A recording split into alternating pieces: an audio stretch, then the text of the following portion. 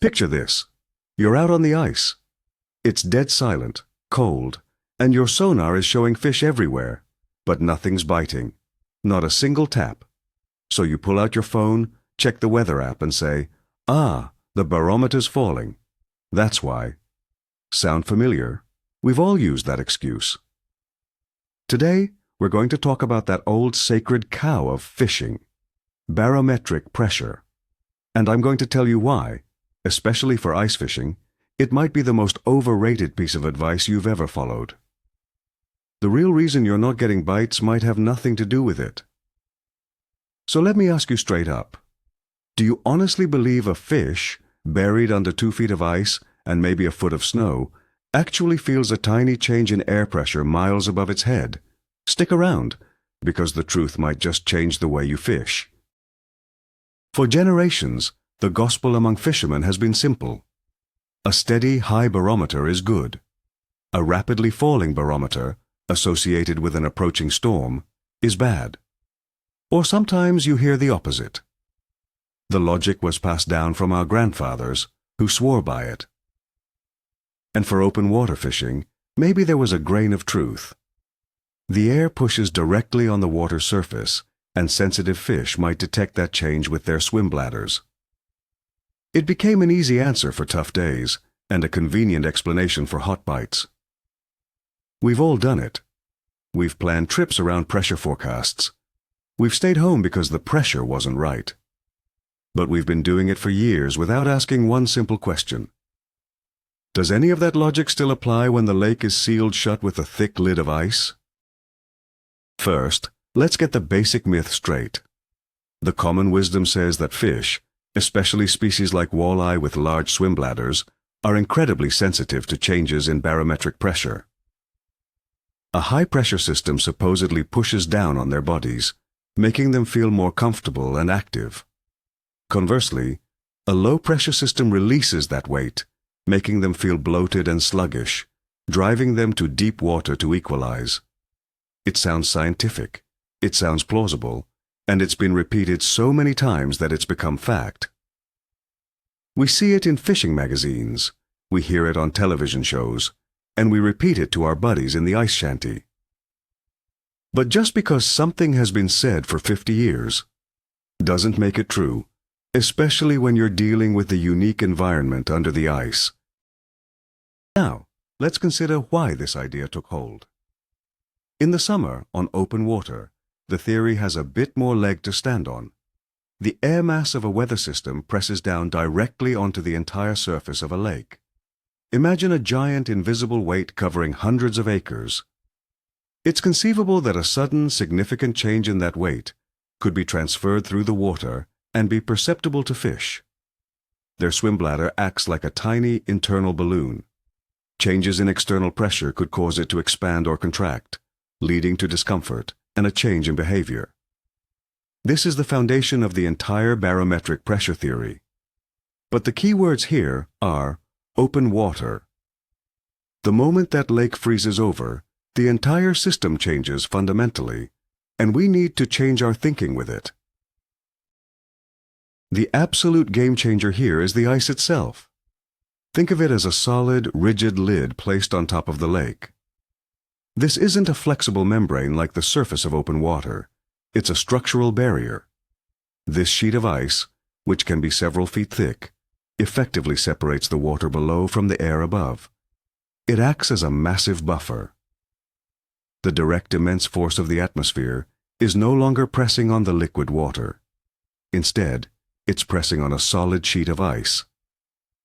This is the critical flaw in applying the open water barometer logic to ice fishing. We're not fishing in the same environment. We're fishing in what is essentially a sealed container, and that changes all the rules of the pressure game. Let's put on our high school physics hats for just a moment. It's simpler than it sounds. Air pressure changes are incredibly small compared to water pressure. The entire range of atmospheric pressure, from a major storm to a calm, clear day, is equivalent to the pressure change you'd get from just 1 or 2 feet of water. Now, think about a fish. That walleye you're after can change its depth by 5 or 10 feet, in a matter of seconds without a second thought. By doing so, it subjects itself to a pressure change many, many times greater than what any weather front could ever produce in the air above. The pressure from the water column itself is the dominant force acting on the fish, making the subtle shifts in air pressure almost completely irrelevant once a solid layer of ice is in place. Here's a real-world way to think about it. Imagine you have a sealed, thick glass jar full of water. Now you push down on the lid of that jar with your thumb. How much does the pressure change for a tiny speck of dust at the bottom of the jar? Almost zero. The rigid lid absorbs and distributes that force. The lake in winter is just a much, much bigger version of that jar. The ice is the lid. A low-pressure system moving in is like slightly lifting your thumb, and a high-pressure system is like pushing a little harder. For the fish living deep inside that jar, the change is so minuscule, so buffered by the lid of ice and the immense weight of the water itself, that it's virtually undetectable and certainly not enough to trigger a major behavioral change. But what about the swim bladder? That's the classic argument. Fish feel it in their swim bladder. Okay, let's talk about that. A fish uses its swim bladder to control its buoyancy, allowing it to hold its position in the water column. As we've established, a fish that moves up or down just a few feet experiences a massive pressure change compared to the barometer. For example, a walleye at 20 feet of water that rises to 17 feet to inspect your lure has just experienced a pressure change about 10 times greater than a strong barometric swing. Fish are constantly adjusting to these much larger self-inflicted pressure changes. To believe they are crippled by a tiny, buffered atmospheric change from above is to ignore the much more powerful forces they deal with every minute of every day. Let's put some actual numbers to this to make it crystal clear. A significant barometric pressure change is about 1 inch of mercury. This translates to less than half a pound per square inch, or psi. For comparison, the water pressure increases by about half a psi for every single foot of depth. So, a fish sitting in 15 feet of water is under about 7.5 psi of water pressure. The 1/2 psi change from a weather front is a drop in the bucket. It's like standing in a hurricane and worrying about someone blowing on the back of your neck. The fish is already dealing with a much greater force from the water all around it. Its world is defined by water pressure, not air pressure, especially when there's a giant sheet of ice in the way. So, you're probably thinking, okay, if it's not the barometric pressure, then what is it? Because the fishing absolutely does change when the weather changes. And you are 100% correct about that. The bite does change. We've all seen it. A slow day can turn on like a light switch when a storm front approaches. But we've been giving the credit to the wrong thing. We're connecting the weather front to the bite, but we're focusing on the invisible pressure instead of the very visible things that come with it. It's time to pivot our thinking from what we can't see to what we can. The real drivers of fish activity under the ice are much more tangible, and they have to do with what a weather front brings with it. The number one factor, the real culprit we should be watching, is light penetration. Fish, especially predators like walleye, are highly sensitive to light levels. Weather fronts don't just change the air pressure, they bring clouds, they bring snow. They drastically change the amount and quality of light that gets through the ice. A dark, overcast day diffuses the light, reducing shadows and making predators feel more secure. This encourages them to leave the safety of deep water or heavy cover and actively hunt. They feel less exposed, more confident. So, when that low-pressure system rolls in, it's not the pressure drop that triggers the feeding frenzy. It's the cloud cover that serves as a dinner bell. Let's paint a picture of a typical bad fishing day that many would blame on pressure. It's a high-pressure bluebird sky kind of day. The sun is blazing, and it's so bright on the snow it hurts your eyes. Under the ice, it's the same story. That intense direct sunlight penetrates deep into the water, For a light-sensitive walleye, this is like being caught in a spotlight. They become spooky. They will press their bellies to the bottom, tuck into the darkest part of a weed bed, or retreat to very deep water where the light is less intense. You can mark them on your flasher all day long, but they are in a negative, defensive mood. They aren't interested in hunting. They are interested in hiding. You blamed the high pressure, but the real issue was the bright sun. Now, let's flip that scenario. A low-pressure system is moving in. The sky turns a uniform, lead gray. A light snow begins to fall. On the surface, it might seem dreary, but under the ice, it's prime time. The cloud cover and falling snow act as a giant diffuser, scattering the sunlight. The underwater world becomes dimmer, shadows disappear, and everything is bathed in a soft, even glow. This is the comfort zone for predators. They now feel they have the advantage. They will begin to roam, moving up onto shallow flats and along break lines in search of food. They are aggressive, confident, and ready to eat. You credit the falling barometer for the hot bite, but in reality, you should be thanking the clouds for turning out the lights. What we're dealing with here is a classic case of correlation versus causation. Two things are happening at the same time, and we mistakenly assume one causes the other. The barometric pressure drops, and the cloud cover increases. The bite turns on. For decades, we've drawn a line directly from the pressure drop to the hot bite, but that's a mistake. The pressure drop and the hot bite are both caused by a third thing, the approaching weather system. We're looking at a symptom, the pressure, instead of the real cause, which is the change in light conditions. It's an easy trap to fall into, but once you see it, you can't unsee it.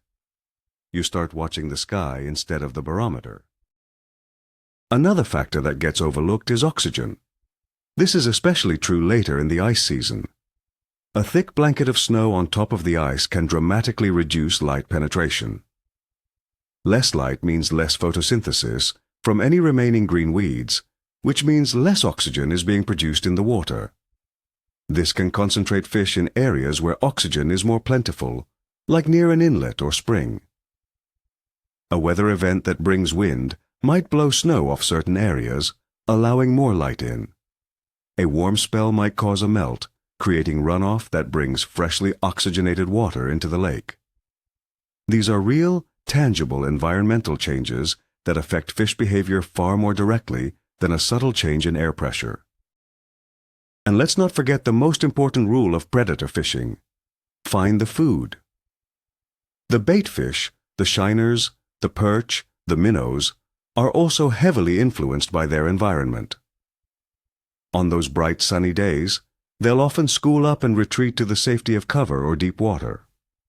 On dark, overcast days, they feel safer to spread out and forage.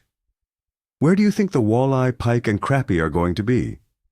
They are going to follow their food source. The entire food chain becomes more active and dispersed during low-light periods. So the predators aren't just moving because they feel better.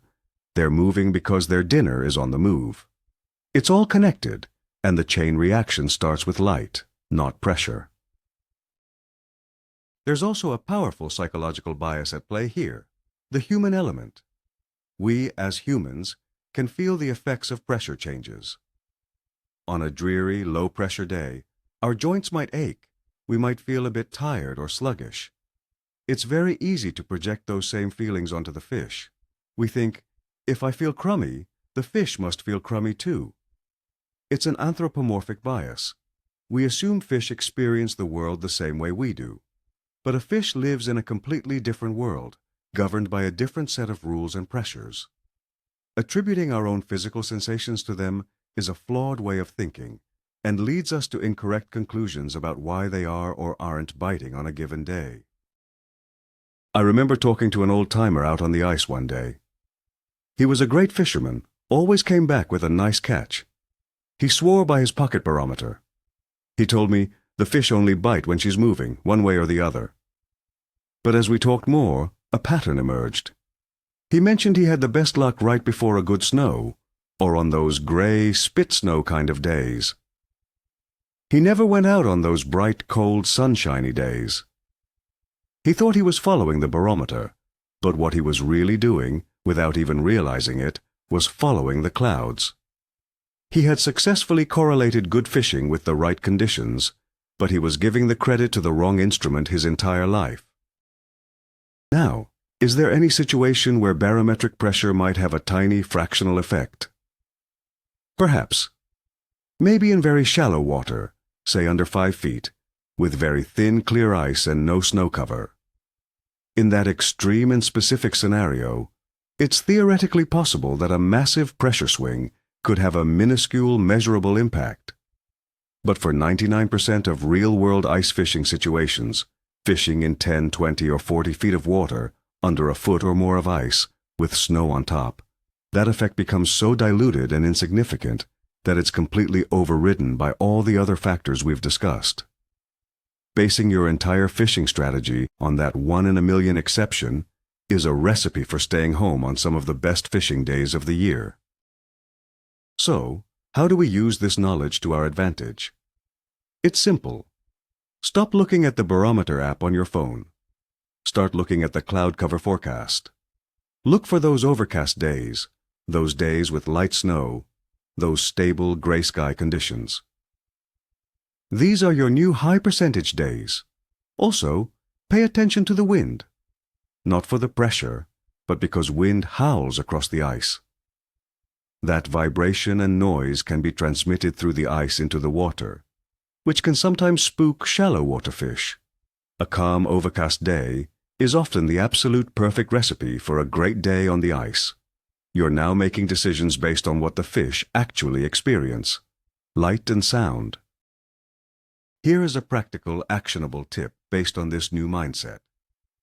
If you find yourself forced to fish on one of those bright, bluebird sky high-pressure days, don't just give up. You have to adapt. Instead of fishing shallow flats where the fish feel exposed, focus your efforts on the steepest, sharpest drop-offs you can find. Fish the shady side of underwater points or islands. Fish in and around dense cover like weed beds or submerged timber. And most importantly, concentrate your efforts on the low-light windows of sunrise and sunset. In short, on bright days, you go find the darkness. You are adapting to the light conditions, which is the real factor driving the bite. Ultimately, this all comes down to a new mindset. The best time to go fishing is when you have time to go fishing. Period.